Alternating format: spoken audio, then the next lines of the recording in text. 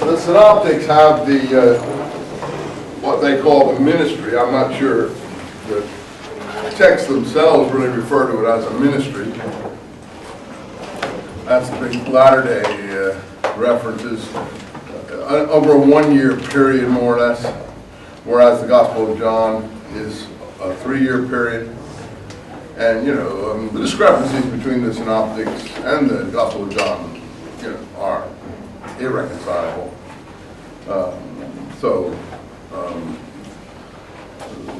One tends to defeat the other in terms of the narrative. So again, not in terms of the spiritual message. No one's gainsaying that, as I try to tell you. The spiritual message, insofar as it's free of unnecessary incitement, hatred, and other issues of that kind, and we've stressed that enough, I think, in this class. John is particularly guilty of that kind of activity. Yeah, and in the light of the Holocaust that we've been stressing too, such issues need to be raised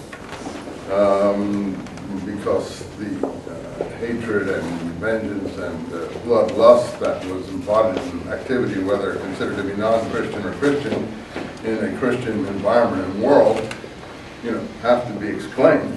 And nobody wants that on their conscience anymore. So if people don't come to grips with this, then I think they're derelict in their duty, as I've tried to explain. So that's my apology for pointing those materials out. Whether anyone can or will do anything about them is another question. So no one's questioned the spiritual ideals and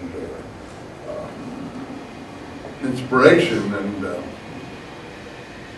attractiveness of the material that the Savior character is presented as representing and advocating. So I don't think we have any issues on that regard. What we're looking for always is the history. So this is the historical Jesus. This is not a theology class. So if there's a contradiction between the Gospel of John and the synoptics on the way the ministry is presented, if we can call it a ministry, well, we're in serious trouble right there.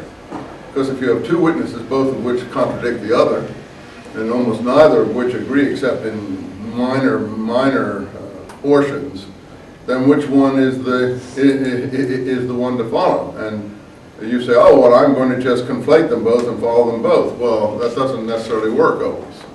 In fact, it doesn't work on the ministry issue and a lot of other things. In fact, one, by the same token, can cancel out the other, which is what I found in the birth narratives. You have two versions of the birth narrative. Which one, two versions of the dating, which is the accurate one? Well, what it always comes down to is the people writing these documents don't seem to know a lot about what they're writing about. And then they include a lot of filler. They play off each other and have women with alabaster jars or precious ointment or what's the name of that precious ointment that we mentioned last time? Nard, what is it? Spikenard, which I've never even seen, but it's a particularly precious ointment of some kind. They have these people appearing in all different contexts, and basically one contradicting the other, but playing off the other. So same goes for the multiplication of loaves and fishes and things like that. So we're looking for the historical material, and let's continue looking. So I think we're going to deal now with the last hours, if not days, of Jesus. So we're for sure we cover that, which is very important in people's minds. And so we'll just try to follow the harmony now, and I won't follow any particular gospel. I'll see what I can come to notice here. Let's see, I'm not going to look at the Greek unless I have to. I think we can move over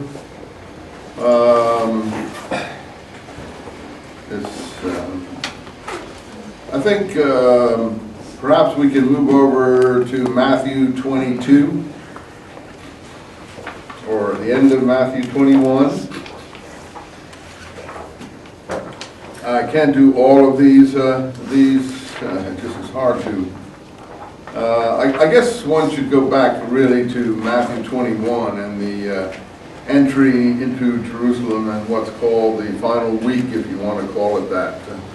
The Passion Week. Anyone have a Kleenex I can borrow? Suddenly I've found myself in an embarrassing situation. And thank you, my friend. This is enough to gain you entrance into the course and into the heavenly abodes for as long as you wish. My kingdom for a Kleenex. I'm robbing you of the two here. Because we don't know what it's going to end up needing. See, let's see. I keep going back and back and back and back here. Where should we begin? We have the blind men near Jericho in Matthew 20. I mean, you can go, I'd love to go through every part of this, but we have to try to. Where was the toilet bowl matter? That was kind of way back. Well, we'll just have to leave that, because we did that parable after he was visited the Canaanite woman and the dogs under the table material in that, and then the Pharisees as blind guides and hypocrites and so on and so forth. We've covered all that. By the way, here in Luke 19, 1 to 10, just as a parallel to Matthew 20 material, following Matthew 20, 29 to 34. Look, notice there are blind men again there in the Matthew 20, 29 material. So in the Luke 19, 1, 10, we have him entering a house of a man called Zacchaeus, or rather, he was. The man called Zacchaeus, I think, wanted to see him, or wanted him to enter his house.